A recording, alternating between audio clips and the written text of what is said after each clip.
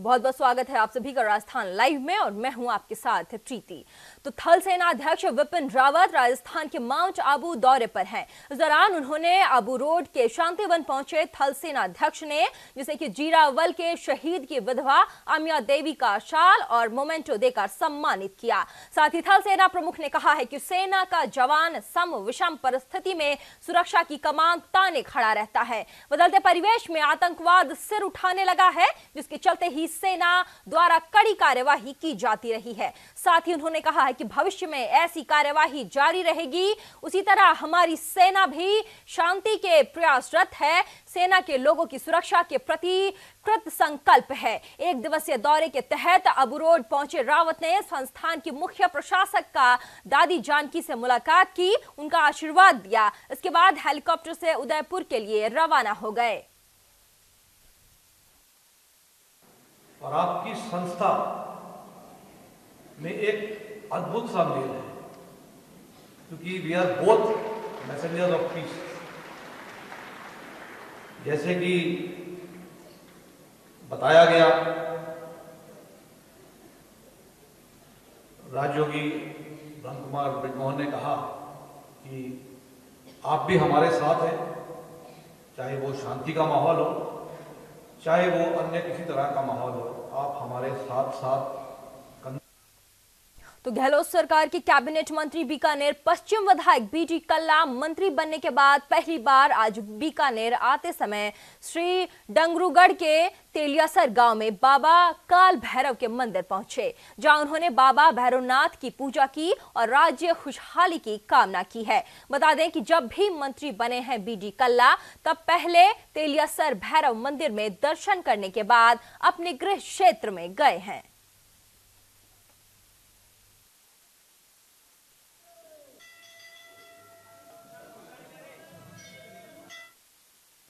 तो अब राज्य सरकार में गुर्जर आरक्षण मामला सर दर्द बना हुआ था। वहीं अब गहलोत सरकार के लिए भी यह चुनौती साबित हो रही है। गुर्जर आरक्षण संघर्ष समिति के मुखिया कर्नल किरोड़ी सिंह बैंसला ने गहलोत सरकार से लोकसभा चुनाव से पहले गुर्जरों को 5% आरक्षण देने की मांग की है। इन्हीं मुद्दों पर किरोड़ी सिंह बैंसला से खास बातचीत की हमारे न्यूज इंडिया संवाददाता मनीष दादीच ने। 2015 में खिला कमल और अब 2018 में जनता का हाथ कांग्रेस के साथ है, लेकिन मुद्दा वही रहेगा कांग्रेस के सामने भी, गुर्जर आरक्षण। आखिर कांग्रेस की सरकार, गहलोत सरकार किस तरीके से इस आरक्षण के मामले को लेकर के निपटेगी? आज हमारे साथ है गुर्जर आरक्षण संघर्ष समिति के मुखिया डॉक्टर किरोड़ी सिंह बैंसला जी। इनसे हम जानना चाहेंगे, बैंसला साहब, आपकी प्रमुख मांग है कि गुर्जरों को आरक्षण दिया जाए, तो कांग्रेस सरकार आ चुकी है और इन्होंने मैनिफेस्टो में भी जगह दी है गुर्जरों के आरक्षण को लेकर के। क्या कुछ आपकी मांग रहेगी, आगे क्या एक्शन रहेगा? देखिए, मीडिया ने मुझसे चुनाव से पहले पूछा था कि आपका रुख किधर को रहेगा, तो हमने ये कहा था कि जो हमारी देखभाल करेगा हम उसकी देखभाल करेंगे। और कांग्रेस के मैनिफेस्टो के अनुसार हमने अपने वादा पूरा किया, उनकी देखभाल की। अब कांग्रेस सरकार बन चुकी है। हम कांग्रेस सरकार से रिक्वेस्ट करते हैं कि लोकसभा के चुनाव से पहले उनके वादे के अनुसार हमें 5% आरक्षण दें। 1% तो हमारे पास है, हमें 4% और दें। इनका एक जगह स्थान नहीं है। अगर मुझसे पूछा जाए तो फ्रीडम फाइटर तो ये हैं, इनकी देखभाल नहीं हो रही है, इनको नेग्लेक्ट किया जा रहा है। मैं तो यहाँ पर यह अनुरोध करना चाहूँगा सरकार से कि इनकी लाइफ को स्टेबलाइज करने के लिए एक परिवार में से एक व्यक्ति को सरकारी नौकरी दी जाए, जिससे ये एक जगह बसें और अपना जीवन शुरू करें। इनके बच्चे स्कूलों में तो जब ही जाएंगे जब एक जगह रहेंगे, और ये एक जगह जब रहेंगे जब इनके परिवार में एक व्यक्ति को नौकरी मिल जाएगी। और इसके साथ ही मैं ये कहना चाहूंगा कि गाड़िया लोहारों का एक प्रतिनिधि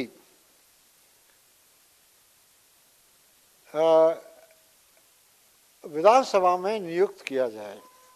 इनका आज तक कोई प्रतिनिधि नहीं गया है। इनकी देखभाल की जाए, इनके लिए स्पेशल बोर्ड बैठाए जाएं। एमबीसी में ये लाभान्वित नहीं हो। मैं तो सरकार से अनुरोध कर रहा हूं, सरकार से मांग कर रहा हूं कि मुझे मेरा हक मिले। गुर्जर आरक्षण की मांग को लेकर के पिछली बार जब भी आपने आरक्षण की मांग की, उस समय सरकार से जो भी आपको आश्वासन मिले, कुछ पूरे हुए, कुछ अधूरे रहे, आपको, आपके समाज को सड़कों पर उतरना पड़ा, कुछ आंदोलन हुए और हिंसक आंदोलन हुए, उनमें जो लोग मारे गए थे, उसके बाद में अब तक क्या परिस्थितियां चेंज हुई हैं? क्या कुछ आपसे जो मुकदमे दर्ज हुए थे वो उठाए गए थे सरकार में, पिछली सरकार में? हमारा पिछली सरकार से समझौता हुआ था। उसमें सरकार ने कहा था कि सभी मुकदमे वापस लिए जाएंगे। उनमें से मुकदमे वापस लिए गए हैं, कुछ मुकदमे शेष रह गए हैं। तो मैं इस वर्तमान सरकार से यह अनुरोध करूंगा कि हमारे मुकदमों का भी निस्तारण शीघ्र किया जाए। समिति के मुखिया डॉक्टर किरोड़ी सिंह बैंसला हमारे साथ है, जिन्होंने साफ तौर पे कहा है कि मुख्यमंत्री अशोक गहलोत से इनकी मांग है कि गुर्जरों को 5% आरक्षण दिया जाए, और जो सरकार ने वादा किया था, इन्होंने भी उस वादे को निभाया है। सरकार को, कांग्रेस को सरकार में लेकर आए। अब देखने वाली बात ये रहती है कि गहलोत सरकार किस तरीके से आरक्षण की इस मांग को लेकर के भुना पाती है, कितना इनके विश्वास पर खरा उतरती है। कैमरा पर्सन दिनेश पारिक के साथ Manish Dadhich, news India channel, Jaipur. तो अब प्रदेश में बिजली की कमी नहीं आने दी जाएगी, यह कहना है ऊर्जा मंत्री डॉक्टर बीडी कल्ला का।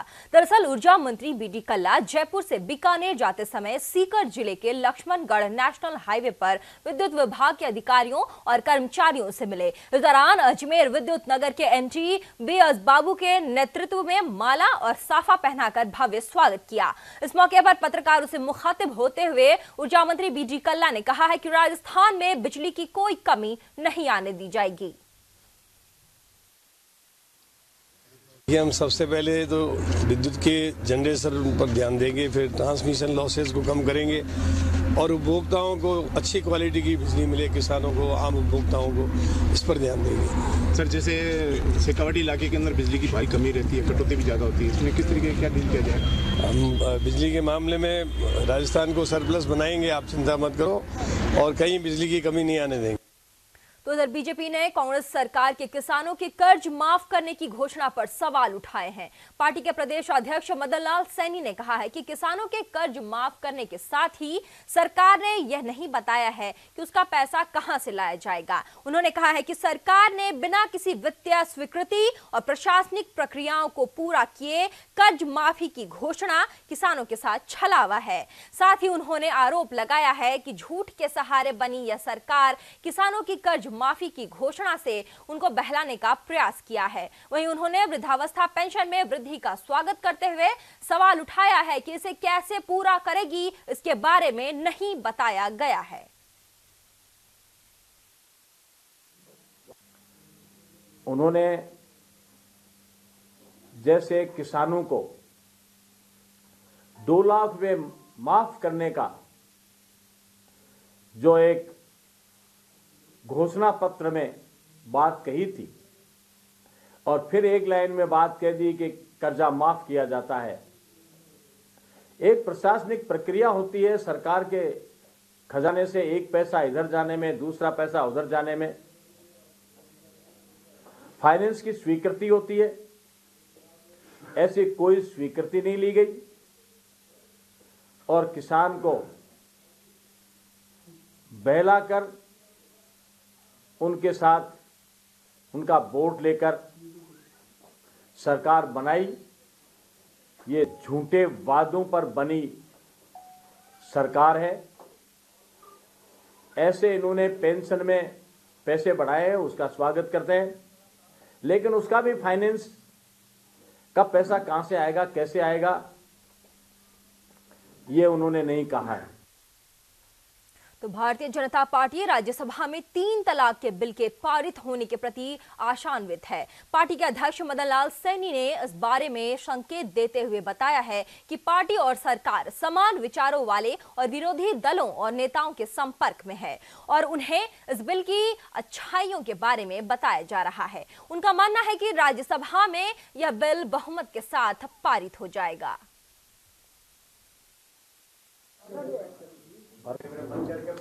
हम विपक्ष को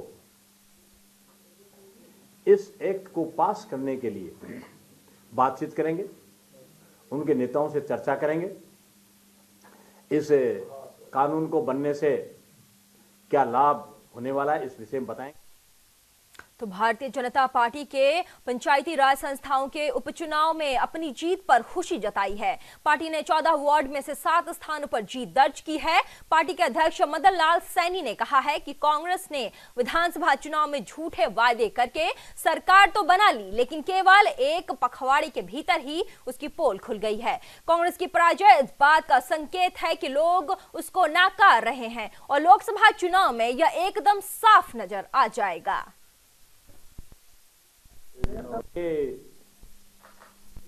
राजस्थान में लोगों को झूठे वायदे करके सरकार तो बना ली, लेकिन इतने एक पखवाड़े में ही पोल खुल गई और जो पंचायत के नगर निगम नगर पालिकाओं के जो चुनाव हुए हाल ही में उपचुनाव, उन उपचुनाव में कांग्रेस की पराजय हुई है। कुल चुनाव और पंचायतों में 14 चुनाव संपन्न हुए, उसमें भारतीय जनता पार्टी जहां हम 5 पर थे, हम 7 जगह पहुंचे हैं। हम 2 चुनाव हमारी सीट से हमने ज्यादा प्राप्त किए हैं। कांग्रेस ने खोया है। कांग्रेस की 8 सीटें थी, जिसमें 3 सीटें उन्होंने गंवाई है और 5 पर वो आए हैं। नगर निगम में भी कांग्रेस कहीं नहीं है, हम वहां आए हैं। तो ये जनता का जो रुझान है वो ये कहता है कि एक बार काठ की आंधी एक बार तो चढ़ जाती है, लेकिन दूसरी बार वो चढ़ती नहीं है।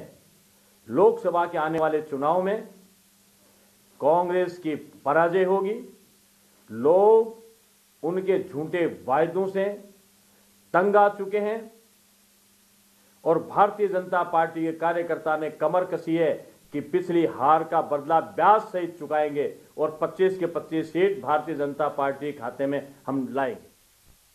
तो इधर भारतीय जनता पार्टी ने सरकार के उस फैसले को जीत के नशे में किया निर्णय बताया है, जिसमें सरकार ने कहा था कि वह पिछली सरकार के अंतिम 6 महीनों में किए गए निर्णयों की जांच कराएगी। दरअसल पार्टी के अध्यक्ष मदन लाल सैनी ने कहा है कि बीजेपी सरकार के सभी निर्णय प्रशासनिक प्रक्रिया के अनुसार आवश्यक व्यवस्थाओं के अनुरूप किए गए थे। साथ ही सैनी ने कहा है कि यदि सरकार उन निर्णयों की फिर से जांच करवाना चाहती है तो इसमें कोई गलत नहीं है, लेकिन कैबिनेट का यह फैसला जीत के नशे में लिया गया निर्णय लगता है।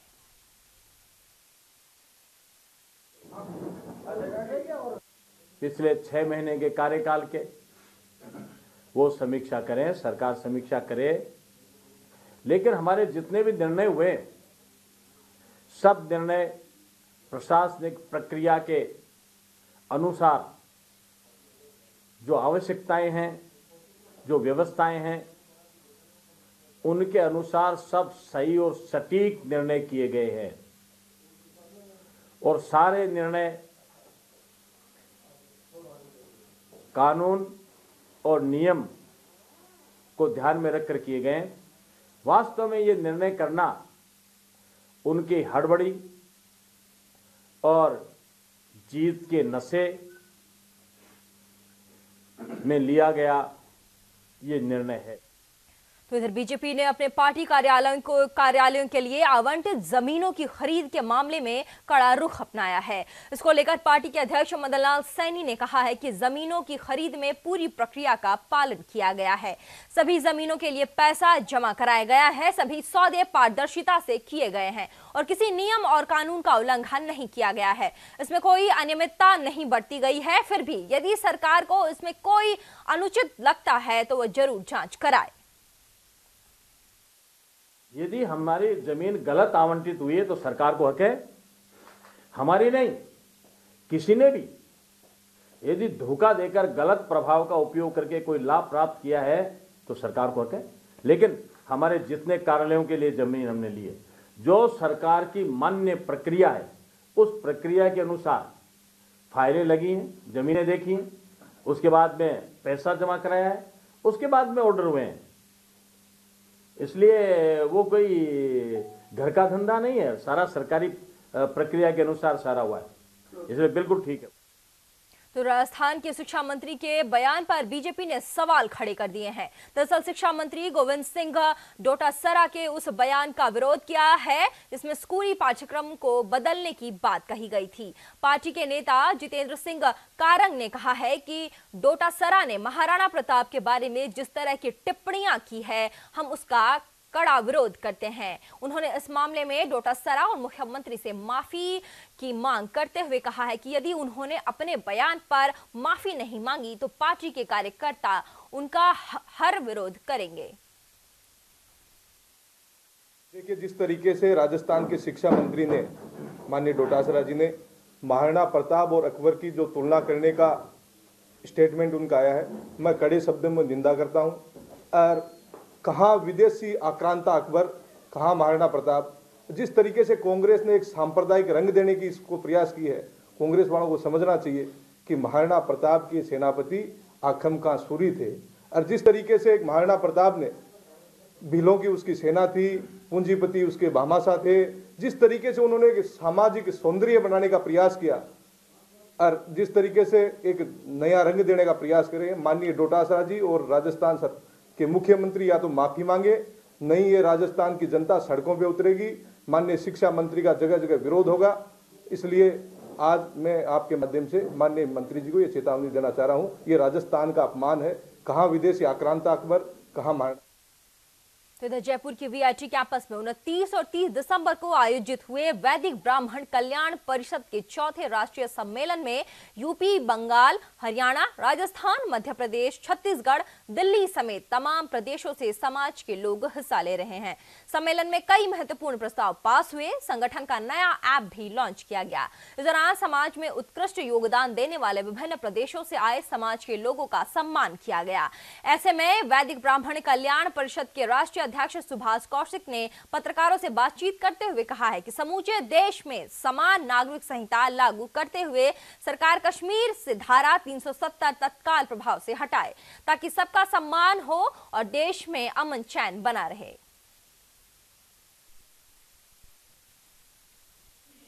ये वैदिक ब्राह्मण कल्याण परिषद का 2 दिन का अधिवेशन है। कल हमारा प्रोग्राम शुरू हो गया था करीब 11 बजे और ये यहाँ पर कम से कम भी 19 स्टेट से लोग आए हैं। हम 700 के करीब यहाँ पर डेलीगेट्स हैं और डिफरेंट स्टेट से आए हैं, हिमाचल से, JNK से, पंजाब से, राजस्थान से, यूपी से, MP से, छत्तीसगढ़ से। और एक ही मुद्दा है, एक ही लक्ष्य है कि वैदिक ब्राह्मण कल्याण परिषद का एक ही लक्ष्य ये है, जैसे संस्कृत में ही हमारे वेदास हैं, संस्कृत जो लैंग्वेज है इसका यहाँ से खात्मा हो रहा है, आहिस्ता आहिस्ता खात्मा हो रहा है। हम चाहते हैं जैसे कुरान पढ़ाई जाती है मदरसों में कुरान पढ़ाई जाती है, गवर्नमेंट ऑफ इंडिया उसके लिए फंडिंग करती है। हम चाहते हैं कि ऐसे ही हमारे भी वेदास जहाँ पढ़ाए जाएं, गीता पढ़ाई, भागवत गीता पढ़ाई जाए बच्चों को, और ऐसे ही विद्यालय हर स्टेट में खुले। ये जो कार्यक्रम है हमारा चतुर्थ वार्षिक समारोह है और इस कार्यक्रम को करने का सबसे बड़ा उद्देश्य जो है समाज को संगठित करना और समाज को किस प्रकार से विकास में आगे बढ़ाएं, ये हमारा सबसे बड़ा उद्देश्य है। और आने वाले समय में हमारा विजन क्या होगा, हमारा मिशन क्या होगा, ये हमें तय करना है। विजन डिसाइड करने के बाद में एक एक पॉइंट को हमें मिशन के रूप में लेना है। देश में समान नागरिक संहिता हो, धारा 370 हटे। और पुनः मैं यही कह रहा हूँ कि जो हमारे धर्म में कुरीतियाँ आ रही हैं, उन कुरीतियों को हमें खत्म करना होगा। हम यहाँ से मृत्यु भोज जैसी समस्याओं को भी खत्म करना चाहते हैं। ये हमारा मुद्दा है। समाज संगठित और अच्छे कार्य करें, बच्चे शिक्षित हों। सुभाष कौशिक, मैं राष्ट्रीय अध्यक्ष हूँ वैदिक ब्राह्मण कल्याण परिषद का, और इसमें 19 राज्यों से हमारे प्रतिनिधि और सुजाति बंधु आए हुए हैं। कल हमारा ये हॉल पूरा खचाखच भरा हुआ था। आज कुछ लोग निकल गए या कुछ जयपुर भ्रमण के लिए गए हुए हैं। तो अब रुख करते हैं चूरू का, जहां नवनिर्वाचित कांग्रेस विधायक नरेंद्र बुडानिया के तारानगर पहुंचने पर कांग्रेस कार्यकर्ताओं ने भव्य स्वागत किया है। इस दौरान कार्यकर्ताओं बुडानिया का पुष्पमाला पहनाकर स्वागत कर विजय जुलूस भी निकाला। इस दौरान विधायक जुलूस के साथ ढोल नगाड़ों के साथ सभा स्थल पर पहुंचे, जहां बुडानिया ने जनता को संबोधित करते हुए कहा है कि पीने के पानी की समस्या को दूर करना और नहर का टूटा रकबा जुड़वाना मेरी प्राथमिकता रहेगी।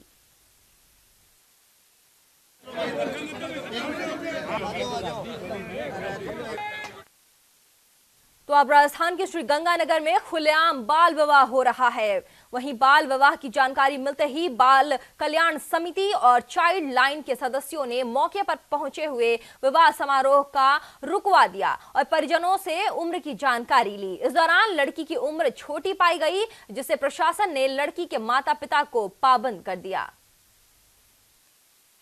आज पुरानीवादी वार्ड नंबर 5 के अंदर बाल विवाह की सूचना मिली। चाइल्ड लाइन और बाल कल्याण समिति और पुरानीवादी पुलिस द्वारा मिलकर बाल विवाह रुकवाया गया। माँ बाप को पाबंद किया इस बारे में। तो अलवर में एक बार फिर मॉब लिंचिंग का मामला सामने आया है। यहां अलवर भरतपुर मार्ग पर जालूकी गांव के पास ट्रैक्टर और गांव से भरी पिकअप में भिड़ंत के बाद गौ तस्कर मौके से फरार हो गए। वहीं किशनगढ़ बास के बघेरी खुर्द गांव में 6 गायों को पिकअप में लेकर जा रहे गौ तस्करों को ग्रामीणों ने धर दबोचा। हालांकि अंधेरे का फायदा उठाकर एक गौ तस्कर मौके से फरार हो गया, लेकिन मिर्जापुर निवासी सगीर ग्रामीणों के हत्थे चढ़ गया। इस दौरान भीड़ ने पीट कर उसे अधमरा कर दिया। वहीं सूचना पर 3 थानों की पुलिस ने मौके पर पहुंचकर सगीर को ग्रामीणों के चुंगल से छुड़वाकर अस्पताल भिजवाया, जहां से हालत गंभीर होने के चलते सगीर को अलवर के रेफर कर दिया गया है। सरकारी अस्पताल किशनगढ़ भर्ती हुआ था, जिसको डॉक्टर साहब ने अलवर रेफर कर दिया। मैं इसको अलवर इलाज के लिए लेकर आया हूँ सर। क्या नाम है इसका? इसका नाम सगीर है। पिता का नाम? यूनुस। उम्र क्या होगी? 23 साल। आपका क्या नाम है? मोहम्मद इलियास। तो ये घटना आपको कैसे पता लगी? आप लेके आए इसको? ये तो हॉस्पिटल एडमिट था साहब, वो वहाँ से आदेश मिले कि भाई वो रेफर कर दिया मुझे, वहाँ लेकर जाए। तो हॉस्पिटल सर इलाज के लिए यहाँ लेकर आया। तो उत्तरी अक्षांशों के बर्फीले इलाकों से आने वाली उत्तर पश्चिमी हवाओं का कहर राजस्थान में जारी है। इसमें 2 से 3 दिनों तक अनेक स्थानों पर शीतलहर के साथ साथ पाला पड़ने के आसार बढ़ गए हैं। बीती रात सबसे कम तापमान -1.0 डिग्री सेल्सियस के साथ ही सीकर सबसे सर्द स्थान दर्ज किया गया है और अधिकतम तापमान 27.0 डिग्री सेल्सियस बाड़मेर में दर्ज किया गया है। आने वाले दिनों में जयपुर शहर में आसमान मुख्यतः साफ रहेगा और न्यूनतम तापमान 5 और अधिकतम तापमान 21.0 डिग्री सेल्सियस रहने की संभावना है।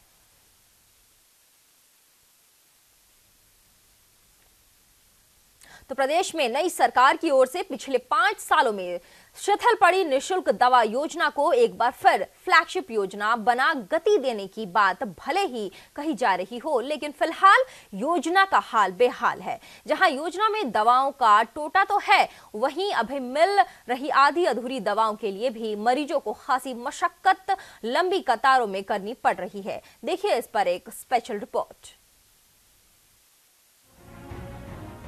राजधानी जयपुर के एसएमएस अस्पताल में रोजाना हजारों की तादाद में मरीज आते हैं।